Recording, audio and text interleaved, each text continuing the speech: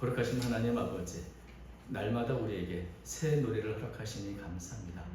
새로운 은혜와 새로운 경험과 새로운 능력을 경험하도록 도와주시고 새로운 간증으로 주님께 영광 돌리는 저희가 되도록 이끌어 주시옵소서.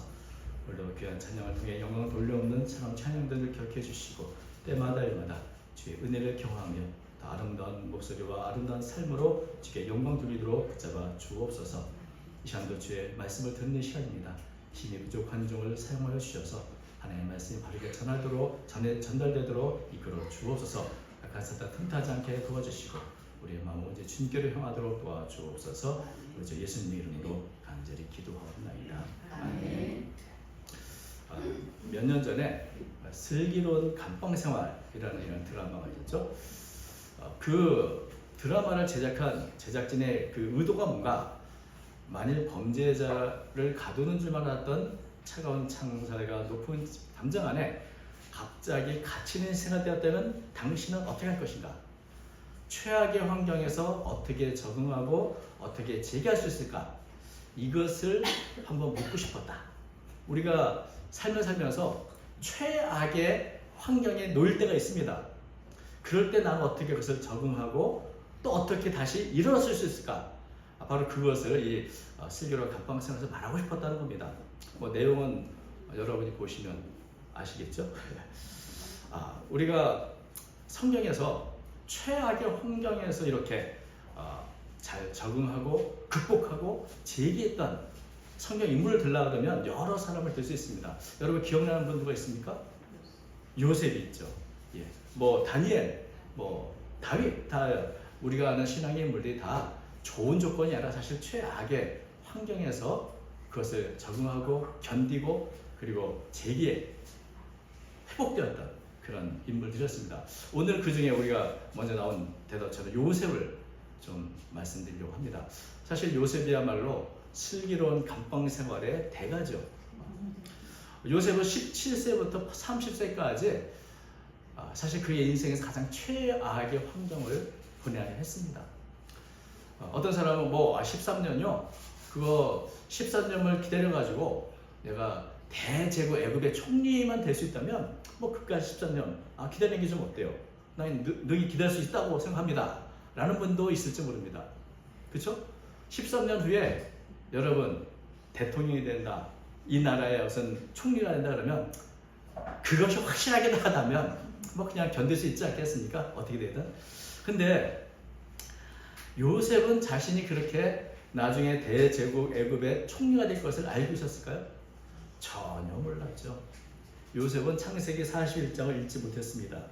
그래서 자신의 마지막이 어떻게 될 것인가에 대해서 전혀 알지 못했고 매일매일 불확실하고 막연한 시간들 속에서 최악의 환경을 지내야만 했습니다. 그렇게 한 치 앞도 알 수 없는 그 하루하루를 살면서 그 기간을 그렇게 13년을 보낸 거죠.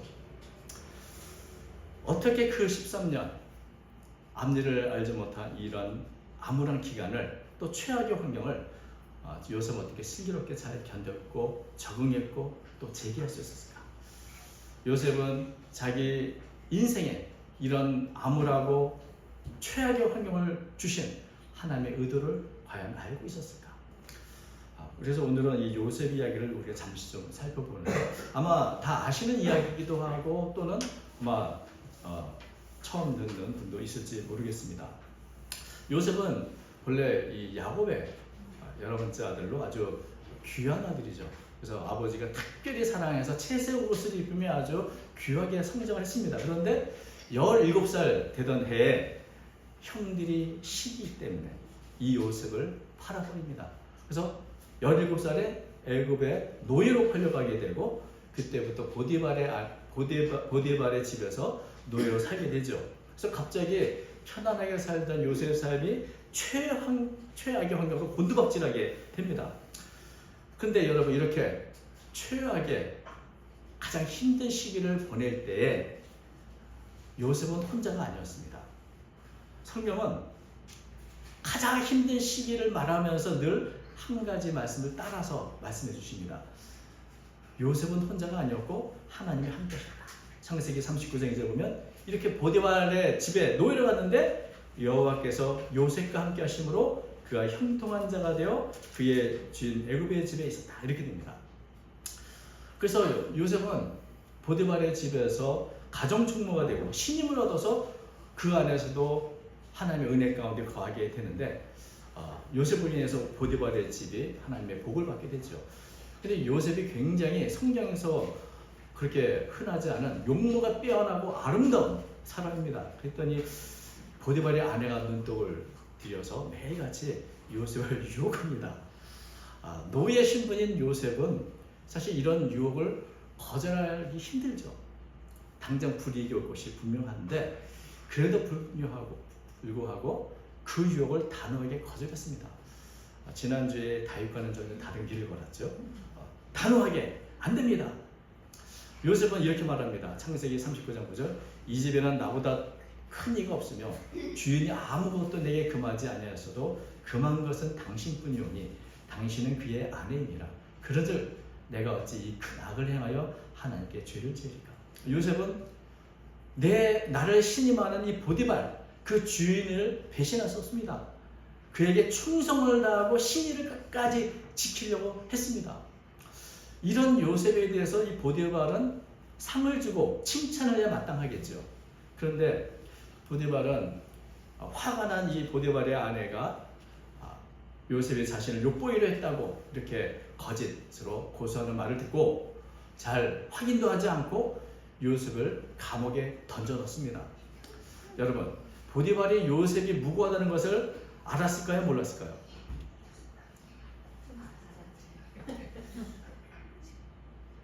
알았다고 모든 분들이 생각합니다. 왜냐하면 만약에 이런 일이 있으면 당장 사형을 시켜야지. 어떻게 감옥에 보내. 그런데 무고하다고 왜 놔주지 않았을까?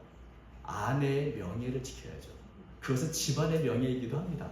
아내가 지금 이렇게 지금까지 내걸고 고소하는데 유야무야 할 수는 없는 것이고 그렇다고 죽일 수도 없는 것이고 그래서 아마도 보디발은 요셉의 무고를 알지만 모른 척하고 가정의 명예를 지키기 위해서 그냥 사형시키지 않고 살려만드는 것도 내가 큰 은혜 베푼 거다. 이런 마음으로 아마 감옥에 가뒀을 겁니다. 요셉은 자신은 충성을 다하고 신을 지켰지만 결국 어떤 대우를 받습니까? 억울하게 누명을 쓰고 감옥에 새로운 세계로 들어가게 되죠. 누가 요셉의 무고함을 또 알고 있을까? 하나님도 알고 계셨습니다. 그래서 하나님께서는 보디발처럼 요셉을 모른 척하지 않으셨습니다. 그래서 여기도 똑같이 이제 새로운 세계로 들어가는 요셉에 대해서 어떤 말씀이 따라 나오죠. 21절 보니까 여호와께서 요셉과 함께 하시고 이게 39장입니다. 요셉과 함께 하시고 그에게 인자를 더하사 간수자에게 은혜를 받게 하시네. 그러니까 요셉은 올바른 일을 하지만 늘 부당한 대우를 받습니다. 사람들은 요셉을 배신합니다. 배반합니다. 형들을 위해서 찾아갔건만 형들은 요셉을 은 20냥에 팔아버렸고 충성과 신을 지켰지만 주인인 보디발은 요셉의 그 충성을 자신의 명예를 위해서 감옥에 던져버리고 그러나 그때마다 사람은 배신했지만 하나님은 늘 그때마다 함께 하셨고 요셉을 형통케 하셨습니다. 그래서 요셉이 가장 힘든 시기에 최악의 환경을 걸릴 때마다 성경은 그때마다 하나님은 요셉과 함께 하셨다 이렇게 기록하고 있는 것이죠. 어려운 시기에 하나님 함께 하셔서 요셉을 더 성숙하게 만드시고 더 강하게 만드시고 아픈 만큼 더 성장하게 하셨습니다. 그래서 요셉은 이렇게 곤두박질 치고 또 곤두박질 치지만 우리가 보일 수 없는 요셉의 내면은 영성은 조금씩 더 세상을 보는 눈도 달라지고 더 성숙해졌습니다. 그 기간을 이제 성실하게 보내면서 때가 되면 하나님의 모든 걸 다 받아줘 주겠지 이렇게 견디게 된 것이죠. 그리고 이제 시간이 흘러서 오늘 본문은 이 요셉의 가장 최악의 기간 13년 중에 마지막 2년을 앞둔 11년째 되는 그 이야기입니다. 요셉이 갇혀있던 감옥에 애굽의 바로 왕을 가까이 섬기는 술 맡은 관원장과 떡 굽는 관원장이 오게 되는데 관방에서는 흔히 이런 사람들을 범털이라고 부른다고 하죠. 그러니까 어찌 보면 바로 최고 통치자와 가장 가까이 섬겼던 사람들이 갑자기 미움을 받아서 요셉에 있는 감옥으로 오게 된 겁니다. 그리고 이제 워낙 중요한 직책을 갖고 있는 사람이니까 친위대장이 직접 이 관리를 부탁합니다. 찾아보니까 40장 찾아보면 친위대장이 요셉에게 그들을 수용들게 하며 요셉이 그들을 섬겼더라. 그들이 갇힌 지 여러 날이라. 여기 친위대장은 보디발하고 이 직책이 같은데, 그래서 이 사람이 보디발인가? 만약에 이 사람이 보디발이라면 지금 감옥에 던졌지만 여전히 요셉을 신뢰하고 있구나. 그래서 가장 중요한 사람을 요셉에게 맡겨서 잘 섬기도록 부탁을 한 걸 보게 되죠. 만약에 시간이 많이 흘렀기 때문에 이 사람이 보디발이 아닐 수도 있습니다. 이름도 나오지 않고 누군지는 알 수 없죠. 다만 중요한 것은 요셉은 바로의 측근, 고위 간직자를 가까이에서 섬기게 됐다는 것이죠. 여러분, 우리가 살면서 이 최고 통치자와 가장 가까운 사람 얼마나 만날 수 있겠습니까? 뭐 선거 때 악수 정도 이렇게 할 수 있겠죠. 가까이서 대화하고 내 부탁을 이렇게 말하기는 쉽지 않습니다. 그런 기회를 얻기가 쉽지 않은데 바로 요셉이 그런 기회를 얻게 됩니다. 그런데 이 두 사람이 어느 날 보니 굉장히 근심에 가득함을 보게 됩니다. 그래서 왜 그런가? 내가 참 이상한 꿈을 꿨는데 그걸 해석해 줄 사람이 없어가지고 이게 도대체 무슨 뜻인가? 그것 때문에 내가 걱정하고 있다. 그랬더니 이제 요셉은 이 두 사람 꿈 해석을 하나님께 있으니 말해보십시오. 그래가지고 이 두 사람의 꿈을 잘 해석을 합니다. 그런데 술 맡은 관원장의 꿈이 예사롭지 않습니다. 이것은 사흘 만에 모든 직책이 회복될 것입니다. 그런 꿈을 하나님이 주신 겁니다. 이렇게 이제 해석을 해주면서 요셉이 이때를 기회를 삼아 부탁합니다. 14절과 15절. 당신이 잘 되시거든 나를 생각하고 내게 은혜를 베풀어서 내 사정을 바르게 하려 이 집에서 나를 건져 주소서. 나는 히브리 땅에서 끌려온 자요 여기서도 옥에 갇힌 일은 행하지 아니하였나이다. 그러니까 요셉이 자신이 갖고 있던 이 억울함 다 말할 수는 없지만 어쨌든 내 사정을 우리 바로에게 잘 말해줘서 날 좀 건져 주십시오. 나는 히브리 사람이고 여기 옥에 갇힌 일은 전혀 하지 않은 사람입니다. 라고 이렇게 아마도 요셉은 큰 기회라고 생각하고 이렇게 부탁을 하는 것을 보게 됩니다. 술 맡은 관원장이 풀려나면 내 억울함을 풀어줄 수 있을 것이다. 이런 기대를 하고 이제 드디어 이제 이 감옥 생활에 이 최악의 환경에서 벗어날 끝이 보인다. 이렇게 생각했을 겁니다. 그리고 우리가 아는 것처럼 3일 후에 요셉의 이 꿈 해석은 그대로 현실됐습니다.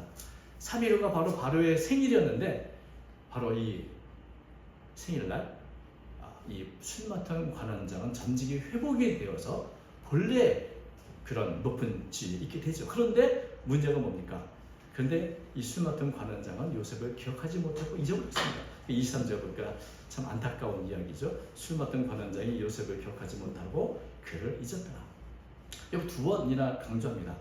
기억하지 못했다. 그를 잊었다. 요셉은 자신이 말한 대로 술 맡은 관원장이 회복이 되는 것을 보면서 언제나 소식이 올까? 아마 이제나 저제나 기다렸을 겁니다. 사실은 아예 기대하지 않고 사는 것보다 기대를 갖고 사는 게 더 좋을까요? 나쁠까요? 더 힘듭니다. 하루하루 오늘은 되겠지 하고 기다렸다가 또 하루가 저으면 아니구나 내일은 되겠지 하면서 하루하루 이렇게 지나는 시간이 얼마입니까? 2년입니다. 사실 더 힘든 기간이죠. 시간이 갈수록 아마도 믿고 기대한 것만큼 실망도 컸을 겁니다. 철저하게 사람이란 이렇게 의지하고 믿을 존재가 아니라는 것을 깊이 깨달았을 것입니다. 요셉은 계속해서 배신당합니다. 그 배신당하는 아픔 속에서 참 이 술 맡은 관원장은 그래도 내 말을 좀 들어줄까 싶어서 나는 잘못이 없습니다. 나는 죄를 지었고 없으니 좀 내 사정을 알아달라고 이렇게 호소했건만 관원장은 무심하게도 그걸 다 잊어버린 것이죠. 아무리 내가 외쳐도 듣는 사람이 없구나. 요셉은 이것을 알게 됩니다. 여러분, 술 맡은 관원장이 왜 요셉을 잊어버렸을까요? 술 맡은 관원자에게 요셉은 그렇게 중요한 인물이 아니었거든요. 그렇게 기억을 할 만한 그런 가치 있는 사람이 아니었습니다. 그저 한낱 히브리 노예에 불과했던 거죠.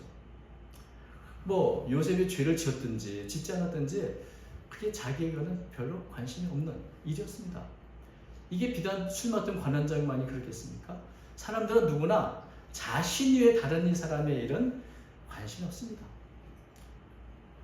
바쁜 자신의 일상을 살고 거기서 살기도 바쁜데 언제 남의 사정까지 들어줘 그 사정 억울하고 대신 나눠주는 일은 참 쉽지 않은 일이죠. 그래서 다른 사람에게는 너무나 절박한 일이라도 나는 그걸 다 나도 우리 자신도 쉽게 다른 사람의 일을 잊어버리기가 쉽사인 것이죠. 그래서 이렇게 술 맡은 관원장은 요셉을 잊고 요셉은 막연한 기대 속에서 또 하루하루를 이렇게 지내는 이 고통의 기다림의 고통의 기간을 겪게 되는데 여러분 이 기간을 견딜 수 있었던 힘이 어디 있을까요? 이집트의 왕자 2 혹시 여러분 이 애니메이션 영화 보신 적 있습니까? 이집트 왕자 1은 모세에 대한 이야기고 이집트 왕자 2는 바로 이 요셉에 관한 이야기입니다. 술 맡은 관원장이 자신을 잊고 있을 때 요셉은 절망과 고통의 그 기간을 받다가 한 가지를 깨닫게 됩니다. 그래서 그것을 이제 노래로 부르는 장면이 나오는데 그 노래가 주제가상을 받기도 했고 지금은 아마 얘기하면 다 아는 유명한 CCM 노래가 됐습니다. 영어로는 이렇게 됐습니다. You know better than I. 당신은 나보다 더 아시니. 주님이 나보다 더 잘 아시니. 아마 찾아보면 나오는데 이 번역은 다양하게 되어 있습니다만 그 가사가 이렇습니다. 제가 노래를 잘하면 노래를 불렀을 텐데 또 이 가사가 각 버전이 다르기 때문에 제가 아는 것을 이렇습니다. 옳은 일을 한 줄 알았어요. 해답을 아는 줄 알았어요. 가장 짧은 길을 선택했다고 생각했지만 그것이 결국 저를 이곳으로 이끌었어요. 그래서 당신을 이기려고 하고 당신께 어떻게 나를 도울 수 있냐고 따지기도 했어요. 그러나 포기한 이 순간에야 진리를 깨닫게 되었어요. 당신은 저보다 지혜롭잖아요. 길을 인도해 주세요. 이유를 알고 싶은 마음도 없습니다. 당신은 저보다 지혜로우니까요. 뭐 이런 내용의 이야기인데 술 맡은 관원장이 요셉을 그냥 잊어도 되는 사람이었습니다. 뭐 그까지 히브리인 노예 잊어버리면 어때? 그리고 요셉 자신도 나는 다른 사람에게 중요한 인물이 아니구나. 다른 모든 사람이 나를 배신해도 괜찮은, 나를 잊어도 괜찮은 그런 존재라는 것을 깨닫게 됐을 겁니다. 나는 버려진 존재, 아버지로부터도 형제로부터도 나는 잊혀졌고 보디발 그 주인으로부터도 잊혀졌고 술 맡은 관원장으로도 잊혀졌고 나는 버려진 가치 없는 존재다. 그런데 그때 깨닫는 게 있습니다. 사람들은 다 나를 버리고 배신하고 가치 없게 여기지만 하나님은 그렇지 않다. 하나님은 나를 여전히 기억하고 계시겠지. 나의 무거움을 알고 계시겠지. 나를 진정으로 아시는 분은 하나님밖에 없구나. 사람들은 나를 버렸으나 하나님은 나를 영접할 것이고 하나님은 결코 나를 잊어도 되는 별본 없는 사람이라고 여기지 않으실 것이다. 하나님은 여전히 나에게 신경 쓰고 계시겠지. 주님은 이 감옥에 있는 나를 찾고 계시고 나와 함께 하시겠지. 하나님은 나를 잊거나 버리시는 분이 아니다. 왜냐하면 하나님은 나의 아버지요 나의 목자이기 때문에. 그리고 하나님은 나에게 대한 계획을 갖고 계시다. 그것을 깨달은 겁니다. 그래서 결국 깨달은 것은 내가 이 자리에 있지만 하나님은 나를 알고 계시고 내 갈 길을 아신다. 내가 결정하지 말고 나보다 지혜로우신 하나님께 나를 그냥 맡겨야겠다는 거죠. 내가 할 일은 그저 주님께 나를 맡기면 된다.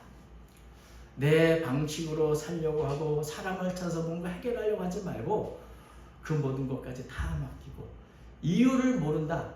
이유를 알면 괜찮은 게 아니죠. 여러분 하나님의 나를 이 자리에 두신데 이유가 있겠으나 그것도 나는 필요하지 않습니다. 왜냐하면 하나님의 뜻이 있겠죠. 나보다 지혜로운 하나님의 뜻이 있겠죠. 그것까지 다 맡기는 겁니다. 이유까지도 하나님께 맡기고 그래서 내가 왜 이런 경험을 이런 기간을 겪어야 되느냐 그 이유도 난 알 필요가 없습니다.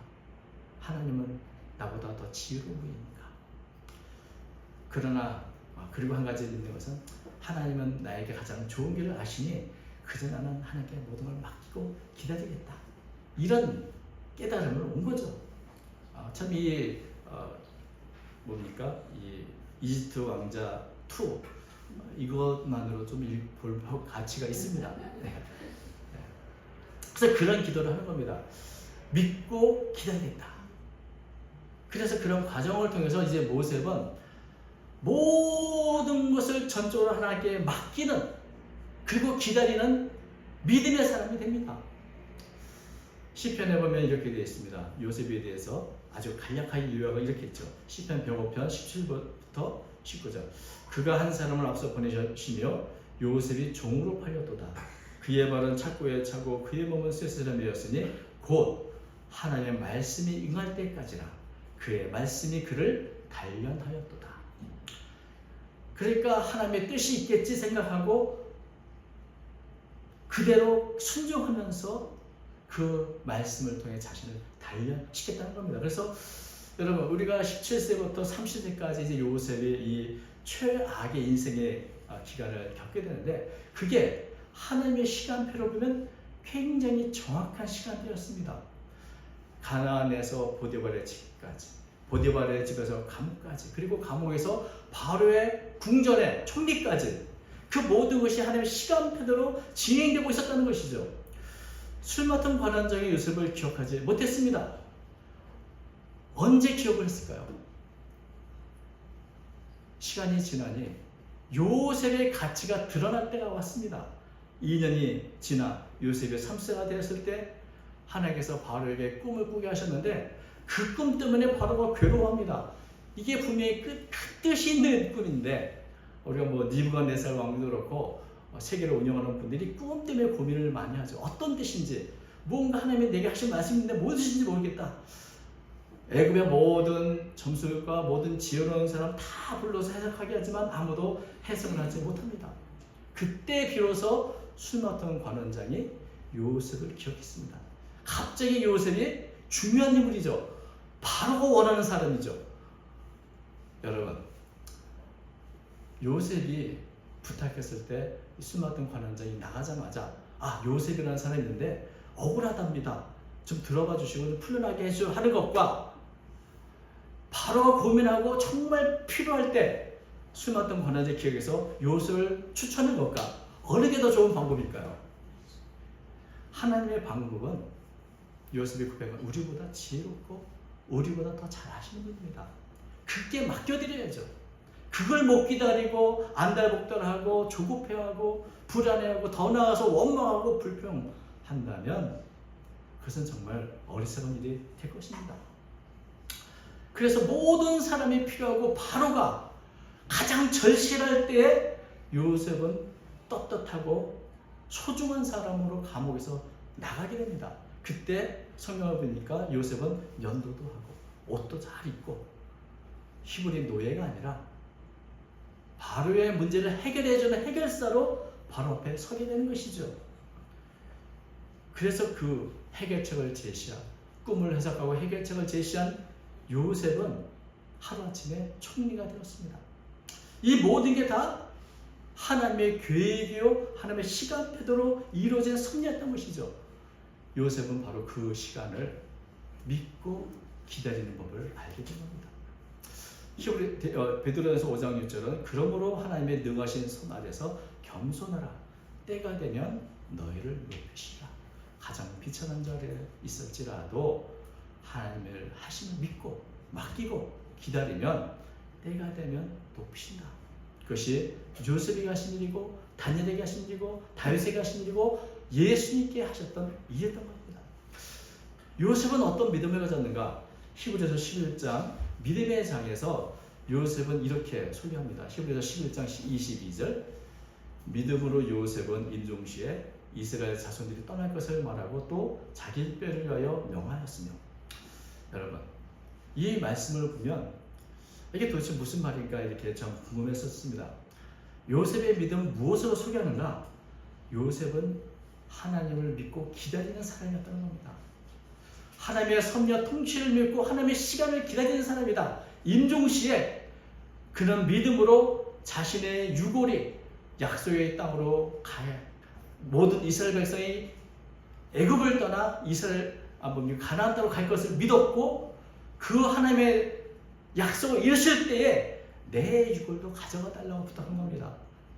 때가 되면 하나님께서 이스라엘 백성들을 애굽에서 출애굽시킬 텐데 나는 그때를 기다리겠다. 그때에 내 유골도 함께 가지고 나가라. 사실 여러분 요셉이 죽기 전에 내 뼈를 가나안 땅에 묻어달라 했어도 될 것입니다. 그러나 나 혼자 가지 않고 모든 아브라함의 약속까지 그 약속이 이루실 날 가나안 땅을 우리 민족의 기업으로 주실 날이 있을 것이고 나는 그때를 기다릴 테니 그때까지 내 유골 두었다가 때가 되는데 유골도 함께 데리고 달라.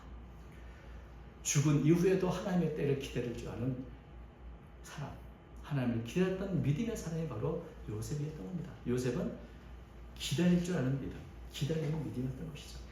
여러분 우리의 상황은 때때로 많이 바뀌고 때로는 우리가 내 인생의 최악의 환경 가운데 곤두박질에 있다고 느낄 때도 있습니다. 그러나 조급해하거나 불안해하지 마십시오. 최악의 환경에서도 최악의 환경이기 때문에 하나님은 더욱 우리와 함께 하십니다. 우리가 이 최악의 환경을 이길 수 있는 힘은 믿음이 있는 것입니다. 하나님을 바라보고 하나님의 시간표를 믿고 그때를 기다리는 믿음. 그 믿음을 갖고 어떤 환경이 있었든 하나님이 기다리면서 견뎌내는 것. 때가 되면 하나님이 우리를 높이시고 의롭다 하시고 또 모든 걸 회복시켜 주실 것이다. 여러분 우리가 때로 힘든 시간을 보낸다면 늘 기억하십시오. 바로 그때 하나님 우리와 함께 하시다. 그리고 나는 내 인생은 모두 하나님의 시간표 안에 있는 것이다. 여러분 이것을 기억하시고 위로와 힘을 얻으시기 바랍니다. 그리고 날마다 믿음으로 하나님이 행하실 것을 기다리면서 주어진 환경에 최선을 다하는 그리고 하나님의 영광을 위해 살아가는 저와 여러분 되시기를 주의 이름으로 축원드립니다. 기도하겠습니다. 거룩하신 하나님 아버지, 오늘 요셉의 믿음에 대하여 잠시 살펴보았습니다. 힘들고 어려운 상황이지만 하나님과 동행하며 하나님의 행하신 일을 기다렸던 그 믿음 저희도 허락하여 주시옵소서. 어렵고 힘든 환경 속에서 우리의 믿음이 성숙해지도록 도와주시고 또 사람을 의지하고 기대하지 아니하며 오직 하나님만을 믿고 의지하고 신뢰하는 믿음의 삶이 되도록 저희를 권고해 주옵소서. 여러 가지 질병으로 또 물질적으로 또 여러 가지 어려운 환경을 우리가 만납니다. 그때마다 조급해하지 않게 하시고 두려워하지 않게 하시고 불안해하지 않게 하시고 하나님을 믿는 믿음으로 잘 견디며 하나님의 행하신 일을 통해 새 노래와 새 간증을 갖는 저희 모두가 되도록 복 내려 주옵소서. 예수님 이름으로 기도하옵나이다. 아멘.